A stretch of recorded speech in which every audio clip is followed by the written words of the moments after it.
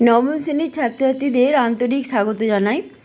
তাদের ভূগোলের একটি বিষয় রয়েছে যেটা হচ্ছে পৃথিবীর গতি, প্রাকৃতিক প্রাকৃতিক দিকে রয়েছে পোর্শনে, এবং সেখানে পৃথিবীর গতি রয়েছে। পৃথিবীর গতিতে আছে ঋতু পরিবর্তন। দেখো, অনেকেই বুঝে উঠতে পারে না যে পৃথিবীর গতি তো বুঝতে পারছে যে ধরো এটা একটা পৃথিবীর মডেল এবং পৃথিবীর যে আহ্নিক গতি আর বার্ষিক গতি আছে সেটা বুঝতে পারছে, কিন্তু অনেক ক্ষেত্রেই ঋতু পরিবর্তনটা তারা বুঝতে পারে না, ঠিক আছে। এবং সেক্ষেত্রে এই যে দিন রাত্রি হ্রাস বৃদ্ধি কীভাবে হচ্ছে সেটাও বুঝতে পারে না। সেই জন্য আমি এখানে এই ভিডিওটা করছি, আশা করছি তাদের খুবই উপকার হবে।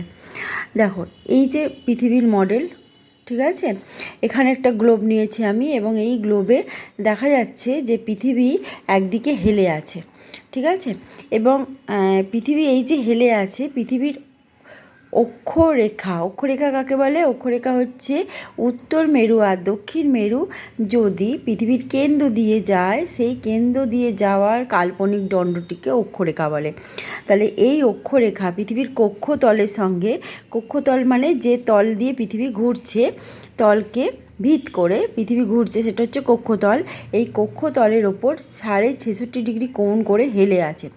এই হেলে থাকার কারণে কি হচ্ছে, পৃথিবীর উত্তর গোলার্ধ কখনো সূর্যের দিকে ঝুঁকে পড়ছে, কখনো দক্ষিণ গোলার্ধ। দেখো, পৃথিবীর মানে এখানে যদি সূর্য এই দিকে থাকে তাহলে উত্তর গোলার্ধ সূর্যের দিকে কখনো ঝুঁকে পড়ছে, কখনো দক্ষিণ গোলার্ধ সূর্য যদি এদিকে থাকে, দক্ষিণ গোলার্ধ সূর্যের কাছাকাছি চলে আসছে।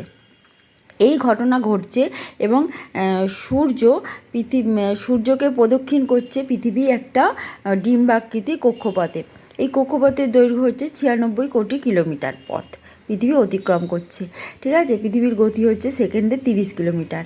এবার দেখো, এই যে পৃথিবী এই যে প্রদক্ষিণ করছে উত্তর গোলার্ধ কখনো সূর্যের দিকে ঝুঁকে পড়ছে, তখন কি হচ্ছে, সূর্য লম্বালম্বিভাবে, এটা নিরক্ষরেখা, এখানে কর্কটক্রান্তি রেখার ওপর লম্বভাবে কিরণ দিচ্ছে, এবং অধিক সময় উত্তর গোলার্ধের অধিক সময় আলোকিত অংশ বা অধিক অংশ আলোকিত দিক দিয়ে যাচ্ছে, ঠিক আছে।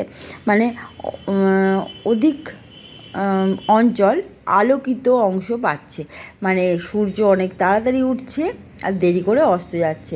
দেখো, এটা লক্ষ্য করলেই বুঝতে পারবে যে কতটা জায়গা জুড়ে আলোকিত অংশ রয়েছে উত্তর গোলার্ধে। এই ঘটনাটা ঘটার ফলে কি হচ্ছে, সূর্য যখন অনেক তাড়াতাড়ি উঠছে এবং অনেক দেরি করে অস্ত যাচ্ছে, তখন কি হচ্ছে, অধিক সময় সূর্যের আলো পড়ছে উত্তর গোলার্ধে অধিক সময় সূর্যের আলো পড়ার ফলে ভূপৃষ্ঠ এবং ভূপৃষ্ঠ সংলগ্ন যে বায়ুমণ্ডল আছে সেটা উত্তপ্ত হচ্ছে অধিক সময় ধরে, কিন্তু ঠান্ডা হওয়ার জন্য কম সময় পাচ্ছে, কারণ রাত ছোট হয়ে যাচ্ছে, দিন বড় হচ্ছে। এই সময় যেহেতু রাত ছোট হচ্ছে, সেই জন্য যেটুকু তাপ ভূপৃষ্ঠ তাপ গ্রহণ করে উত্তপ্ত হচ্ছে, সেই সময়টা পাচ্ছে না তাপটাকে বিকিরণ করার জন্য। তাহলে বিকিরণ করার জন্য তাপ বিকিরণ করার জন্য সময় কম পাচ্ছে, এবং যার জন্য তাপ একটু একটু করে ভূপৃষ্ঠ সংলগ্ন এলাকায় সংরক্ষণ হয়েই যাচ্ছে। এই ক্রমান্বয়ে সংরক্ষণ হতে হতে তখন উত্তর গোলার্ধে এসে যায় গ্রীষ্মকাল, ঠিক আছে। তোমরা অবশ্যই 21শে জুন বা 22শে মার্চ, 21শে জুন, 23শে সেপ্টেম্বর, 22শে ডিসেম্বর ডেট চারটে মনে রাখবে। আচ্ছা, এবার দেখো, যখন দক্ষিণ গোলার্ধ, কিন্তু তখন উত্তর গোলার্ধে যদি গ্রীষ্মকাল হয় তাহলে দক্ষিণ গোলার্ধের বিপরীত অবস্থা মানে হচ্ছে তখন সেখানে শীতকাল হচ্ছে। এই যে গ্রীষ্মকাল হচ্ছে, এটা কিন্তু একেবারেই এসে যাচ্ছে না, ধীরে ধীরে আসছে, মানে রাত ছোট দিন বড়টাও ধীরে ধীরে হচ্ছে, ঠিক আছে। তাহলে প্রাক গ্রীষ্ম আর প্রাক শীত ব্যাপারটা একটা রয়েই যাচ্ছে, ঠিক আছে। তাহলে গ্রীষ্ম আসার প্রাক মুহূর্ত যেটাকে আমরা বর্ষাকাল বলি, এবং শীত আসার প্রাক মুহূর্ত যেটাকে আমরা শরৎকাল বলি, ঠিক আছে। তাই এটা এসে যাচ্ছে, সেই তাহলে আমরা 4টে ঋতু তো এখানে পেয়েই যাচ্ছি, ঠিক আছে। এবার যেটা হচ্ছে কথা, ঠিক একই অবস্থা কিন্তু দক্ষিণ গোলার্ধেও হয়।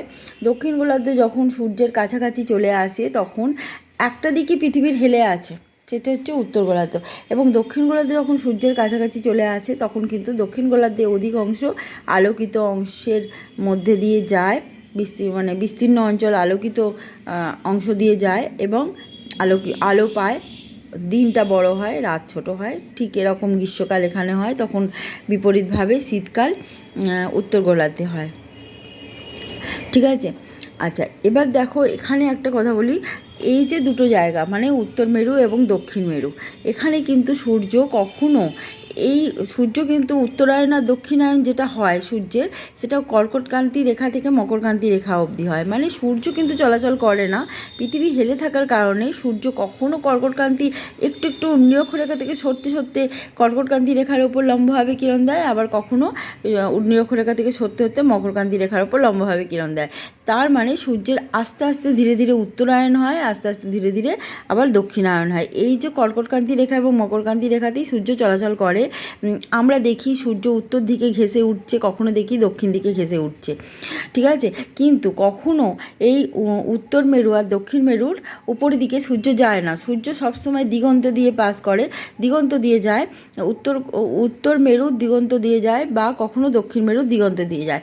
উত্তর মেরুর দিগন্ত দিয়ে যখন পাস করে, মানে এখান দিয়ে এরকম জায়গা দিয়ে সূর্য, তখন সূর্যের আলো দেখতে পায় তারা, যেন মনে হয় অস্তমিত সূর্য বা উদয় হচ্ছে সূর্য, এরকম যদি তারা দেখে, সবসময় এরকমই দেখে যে সূর্য কিনারায় বসে আছে, সূর্য যেন মনে হচ্ছে অস্ত যাচ্ছে বা উদয় হচ্ছে, এরকম অবস্থায় তারা প্রতিদিন একটু একটু করে সূর্যকে সরতে দেখে। তো সেই সময় এরা হয় 6 মাস দিন। ঠিক বিপরীত অবস্থা দক্ষিণ গোলার্ধে হয়, তখন হয় 6 মাস রাত, এবং 6 মাস রাত থাকাকালীন তারা অরোরা দেখে, কিন্তু আকাশের নীল আর সবুজ রঙের একটা খেলা দেখে, কিন্তু এরা কখনো ঋতু পরিবর্তন দেখে না। উত্তর মেরু আর দক্ষিণ মেরুতে যদি কোনো জীব বা মানুষ থেকে থাকে তারা কিন্তু ঋতু পরিবর্তন দেখে না, কারণ উত্তর মেরু আর দক্ষিণ মেরুতে ঋতু পরিবর্তন হয় না। আর হয় না নিরক্ষরেখা, নিরক্ষরেখা প্রায় লম্বভাবে কিরণ দেয় সূর্য, সেই কারণে এখানের সব সময় কিন্তু আর্দ্র উষ্ণ জলবায়ু বিরাজ করে।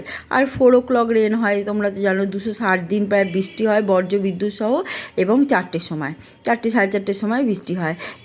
এটা হচ্ছে পরিচালন বৃষ্টি। কারণ দেখো পৃথিবীর অবস্থান আমরা যদি দেখি, পৃথিবীর বৈশিষ্ট্য দেখি, তাহলে দেখব অধিক জলাশয় কিন্তু এখানেই রয়েছে, এবং এই জল প্রবল আকারে যখন বাষ্প হচ্ছে, যেটা তখন মেঘ হয়ে ঘনীভূত হয়ে এখানেই বৃষ্টি হচ্ছে, এটা হচ্ছে পরিচালন বৃষ্টি, ঠিক আছে। আর এই হচ্ছে ঋতু পরিবর্তন। বর্ষাকাল কিন্তু কোনো ঋতুর মধ্যে পড়ছে না। বর্ষাকাল হচ্ছে, দেখো এখানে তো বর্ষাকাল সারা বছরই প্রায় 260 দিনই বৃষ্টি হয়। তারপরে এখানে যেটা হচ্ছে মৌসুমি বায়ুর প্রভাবে এই দক্ষিণ এশিয়ার দেশগুলোতে বৃষ্টি হয় প্রবল, এটা হচ্ছে এখানকার, আমরা এখানে বর্ষা ঋতু বলি, কিন্তু এই ধরনের বর্ষা ঋতু কিন্তু বলে কোনো ঋতু হয় না, ঠিক আছে। আচ্ছা, এই হচ্ছে ঋতুর বৈশিষ্ট্য, ঋতুকাল। হ্যাঁ, তার মানে কোনখানে ঋতু পরিবর্তন হয় না, নিরক্ষীয় অঞ্চল এবং উত্তর মেরু এবং দক্ষিণ মেরুতে ঋতু পরিবর্তন হয় না। বাকি সব জায়গায় হয়, দিনরাত্রির হ্রাস বৃদ্ধিও হয়, এবং কেন হয় সেটা আমি ভালো করে বুঝিয়ে দিলাম, আশা করি বুঝতে পেরেছো। আজকে এই পর্যন্ত, নেক্সট দিন আরও কোনো ভিডিও নিয়ে অবশ্যই উপস্থিত হব।